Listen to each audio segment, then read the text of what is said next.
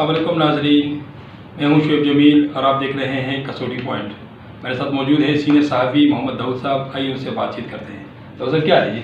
ठीक ठाक। खैरियत। ये बताइएगा दाऊद साहब के मुल्क भर में जो है बच्चियों के साथ ज़्यादतियों में काफ़ी इजाफा देखने को मिल रहा है। हालिया अगर हम देखें ताना ख़जाने की हदूद में भी इस तरह का एक वाक़या पेश आया जहाँ पे 6 साल बच्ची के साथ ज़्यादती की गई, उसको बाद में कत्ल कर दिया गया। क्या समझते हैं आप सर के अदालती भी मौजूद हैं, कवानीन भी मौजूद हैं, उस पर अमल दरामद नहीं हो रहा? मेरे ख्याल में ये कानूनी और अदालती मामले से ज़्यादा समाजी मामला है। और समाजी मामला इस तरह है कि इस वक्त आप अगर अपनी आबादी को देखें तो आप एक टाइम बम के ऊपर बैठे हुए हैं जो कभी भी फट सकता है, और यही आबादी है जो हमारे मसाइल में इजाफा कर रही है। और यहाँ पर मैं आपको बताता चलूँ कि आपकी आबादी का 65% वो हिस्सा है जो 16 साल की उम्र से लेके 28 साल तक है, और यही वो लोग हैं जो ज़्यादा बेरोज़गार हैं। तो हम जैसे जानते हैं कि बेरोज़गारी बज़ाते खुद एक मसला है। जब नौजवान नस्ल बेरोज़गार होती है और उसका कोई काम भी नहीं होता, न खेल कूद का हमारे पास ऐसा कोई प्रोग्राम है कि वो मसरूफ़ रहें। यानी जब से हमने अपने ये सोशल सिस्टम को मोबाइल के आने के बाद डैमेज किया है तो इन वाक़यात में इजाफा हुआ है।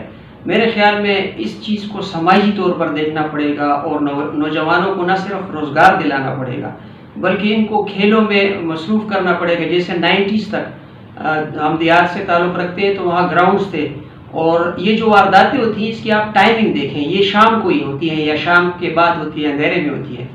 तो पहले देहात में ये था और शहरों में भी ग्राउंड थे। तो ये नौजवान उस वक़्त कबड्डी खेलते थे, क्रिकेट खेलते थे, वॉलीबॉल खेलते थे, ये उनकी सरगर्मियाँ थीं, जिसकी वजह से वो काफ़ी उनका फ्रस्ट्रेशन जो था वो बाहर आ जाता था और उनको मुस्बित से एक एनर्जी मिलती थी। लेकिन अभी जो है जितना ये आराम पसंद हुए हैं, जितना ये मोबाइल में सर्फिंग कर रहे हैं, तो इसकी वजह से इनमें फ्रस्ट्रेशन बढ़ गई है, और ये फ्रस्ट्रेशन चोरियों की सूरत में बाहर आता है, राजियनों की सूरत में बाहर आता है, और फिर इस किस्म के जराइम भी होते हैं। तो हमें मेरे ख्याल में इस पे तवज्जो देना होगी। अच्छा, दूसरी इसके साथ आप ये नहीं समझते कि वालिदैन की जिम्मेदारी भी बढ़ गई है, उनको भी अपने बच्चों की देखभाल की तरफ ज़्यादा तवज्जो देनी चाहिए? जी बिल्कुल, इसी तरफ मैंने इशारा किया है कि वालिदैन को, अगर आपका बच्चा जवान हो रहा है, फ़र्ज़ करें मैट्रिक उसने कर लिया है और वो कॉलेज में जा रहा है, तो अगर वो आपसे मोबाइल का मुतालबा करे तो बेशक आप उसको मोबाइल ख़रीद के दें, लेकिन उस पे साथ साथ पाबंदी भी लगाए कि आपने मोबाइल को ऑन रखना है, आपने मोबाइल को इस्तेमाल कितने वक्त तक करना है, और रात को मोबाइल आपने कहाँ पे रखना है। तो अगर इस किस्म की एहतियातें वालिदैन करें तो मेरा नहीं ख्याल कि सोशल मीडिया को हम मुस्बित तरीके से भी इस्तेमाल कर सकें। दाऊद साहब, दूसरी बात जो आजकल उसमें भी काफ़ी इजाफा देखने को मिल रहा है वो है दहशतगर्दी। अगर हम अपने करीबी मुल्क अफगानिस्तान को देखें, और हम ये समझते थे जब उधर तालिबान की हुकूमत आ जाएगी तो यहाँ हालात काफ़ी बेहतर हो जाएंगे, लेकिन उसके बावजूद हम देख रहे हैं कि काफ़ी तेज़ी आ रही है दहशतगर्दी में, सर उठा रहे हैं दोबारा दहशतगर्द। इस बारे में क्या कहेंगे? जी बिल्कुल, अगर आप देखिए आदाद शुमार जो सरकारी तौर पर और गैर सरकारी तौर पर सामने आए हैं तो अगस्त के महीने में 99 वाक़यात हुए हैं दहशतगर्दी के, और इसमें ज़्यादातर खैबर पख्तूनख्वा और बलूचिस्तान में हुए। ये वही सूबे हैं जहाँ पे दहशतगर्दी अशरों से चल रही है। तो आपने जिस तरफ अफगानिस्तान की तरफ इशारा किया, बिल्कुल सबका ये ख्याल था कि चूँकि अफगानिस्तान की हुकूमत आई और पाकिस्तान के साथ उनके ताल्लुकात अच्छे हैं, पाकिस्तान को सपोर्ट कर रहे थे, दहशतगर्दी ख़त्म हो जाएगी और दाइश और इस किस्म अलकायदा जैसी तंजीमों के ख़िलाफ़ कार्रवाइयाँ होंगी। लेकिन उनकी मौजूदगी में अब ये कार्रवाइयाँ पाकिस्तान में हो रही है। लेकिन ये इतना इस तरह भी नहीं है कि हमारी सिक्योरिटी एजेंसीज काम नहीं कर रही या फेंसिंग पे तवज्जो नहीं दी जा रही, ये सारे काम हो रहे हैं। लेकिन हमें ये तस्लीम करना पड़ेगा ये जो दाइश है या अलकायदा है वो इंतहाई अब टेक्निकल तरीके से काम कर रहे हैं, वो मीडिया का इस्तेमाल कर रहे हैं इसके लिए बड़े तरीके से, और नौजवानों को टारगेट कर रहे हैं, उन्हें नौकरियों की लालच दी जा रही है, ये भी रिपोर्ट हुआ है।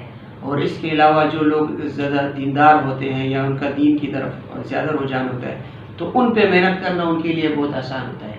तो इस तरीके से भी वो दहशतगर्दी को परवान चढ़ा रहे हैं, और हमें चाहिए कि इसकी तरफ तवज्जो दें। और ये भी बिल्कुल آپ کی آبادی کے ساتھ اس کا بہت گہرا تعلق ہے. وہی جس طرح ہم نے کہا اس کا ٹارگیٹ بھی جو ہے آپ کی نوجوان آبادی ہے، تو ہمیں اپنی نوجوان آبادی کی تربیت پہ توجہ دینی چاہیے، اور یہی توجہ ہمیں اس سے نکال سکتی ہے. ڈاکٹر صاحب، ہم پچھلے 2 دن سے بات کر رہے ہیں کہ بجلی کے بلوں میں بے تحاشا اضافہ کیا گیا ہے، اس کے خلاف احتجاجی مظاہرے کیے گئے ہیں، لیکن آئے روز جو ہے اب اگر چینی کی بات کریں تو اس کی قیمت بھی جو ہے وہ ڈبل سینچری کراس کر گئی ہے. چینی جو کہ خود میٹھی ہے لیکن قیمت نے عوام کے منہ میں کڑواہٹ پیدا کر دی ہے. اس بارے میں کیا کہیں گے جی؟ یہ تو بالکل جس طرح ہم نے پچھلے پروگرام میں اشارہ کیا تھا اس طرف کہ یہ مہنگی ہو جائے گی، اور وہ مہنگی ہو گئی، اور ہم نے وجوہات بھی تھوڑی سی بتا دی تھی کہ یہ ٹیکنیکل انتظامی مسئلہ ہے. اگر آپ کا ایک ڈی سی کام کرے تو میرے خیال میں ذخیرہ اندوزی پہ قابو پایا جا سکتا ہے. پاکستان ایک چینی پیدا کرنے والا ملک ہے، اور اس کی چینی یا تو اسمگل ہو جاتی ہے افغانستان کے راستے، اور یا پھر ایکسپورٹ کر دی جاتی ہے، اور پھر مہنگی چینی جو ہے امپورٹ کی جاتی ہے، اور وہ جو ٹیکٹس ہے اور مہنگی داموں وہ فروخت کی جاتی ہے. آج پشاور میں قیمت کہتے ہیں کہ 220 روپے کلو تھی. تو اس انتظامی مسئلہ ہے، اور اس کو نگران حکومت کو سختی سے ٹیکل کرنا چاہیے اور اس مسئلے کو حل کرنا چاہیے. یعنی آپ کا مطلب ہے کہ انتظامیہ فوٹو سیشن سے نکل کے عملی کام کریں؟ بالکل. ان کے جو فوج ظفر موج ہے، جو اے سیز ہیں اور ڈی سیز ہیں، ان کو اب باہر نکلنا چاہیے اور ذرا صحیح معنوں میں ریڈ کرنی چاہیے ان گوداموں پر. بہت شکریہ دوست صاحب.